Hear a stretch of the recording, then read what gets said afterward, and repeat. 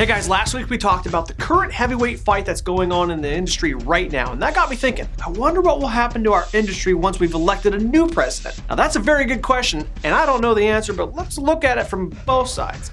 In my opinion, something has to be done. I mean, look at all the issues and regulations that have been built to protect the consumer but ended up hurting them. We won't revisit them all, but remember the HVCC and the appraisal fight that left us with a bit of an appraisal mess with no new blood moving into the industry, and Dodd-Frank and all its rules, and the CFPB and their gunslinging ways, and all the new disclosures and TRID? Yeah, well, all of it collectively has left this industry in a bit of a mess and led to the slowest turn times in over a year per Mortgage News Daily, and the highest cost we've ever seen to originate a mortgage, which, by the way, eventually gets passed down to the consumer. So, in short, it's not just the industry professionals that should care about the well-being of the industry, it's the consumers as well. Now, let's just look at the CFPB for now. They're tasked to implement Dodd-Frank and all these new rules and regulations. They're the new sheriff in town, so let's talk about them first. These guys are in the driver's seat right now and call all the shots with very little oversight. I mean, think about what they can do. They can fine, inspect, regulate basically anyone they want, and their findings can be way off, but nobody really cares because they have a trump card, no pun intended.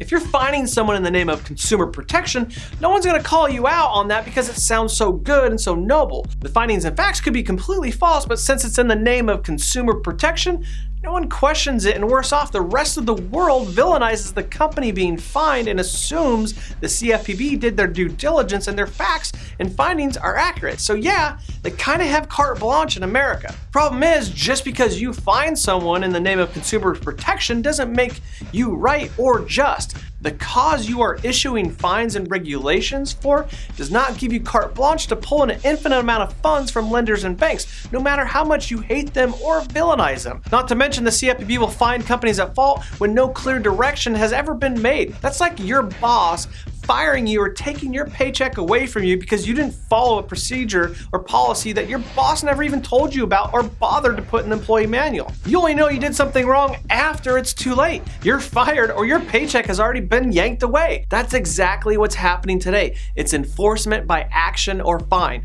Now, if our CEOs or managers did this, we would label them poor leaders with horrible leadership skills with no clear vision and or mission. So, why is it acceptable for a government agency to act this way? Better yet, since we the people elect the officials that run agencies like this, why do we allow this behavior to exist? That's where the election comes into play. Both sides have very different approaches in regard to the real estate industry and the CFPB. Now, I personally think that consumer protection is important. I also believe in healthy guidelines and regulations, and the CFPB is already built to do this. So I don't think we should tear them down, but I do think we need to tweak their approach and demand better. Republicans seem very passionate about tearing them down, or at the very least rebuilding them, and the Democrats seem very passionate about doubling down on their CFPB efforts. I've heard all their plans for the CFPB in our industry, and I suggest that you do the same, because your vote in this election will have a huge impact on the direction for this industry. So if you like what's been going on here and you agree with all this, well, you have a clear candidate to vote for. And if you don't like what's been happening or what you've experienced as of late and you think it needs to change, well, you too have a clear candidate to vote for. I don't know who will win or what will happen, but one thing is for sure, each side has two very different plans and approaches in store for us. Choose wisely.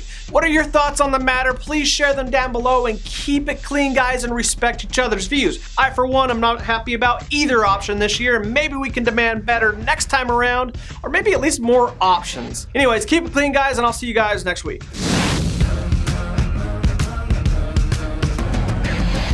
For my theme song, my leather black jeans on.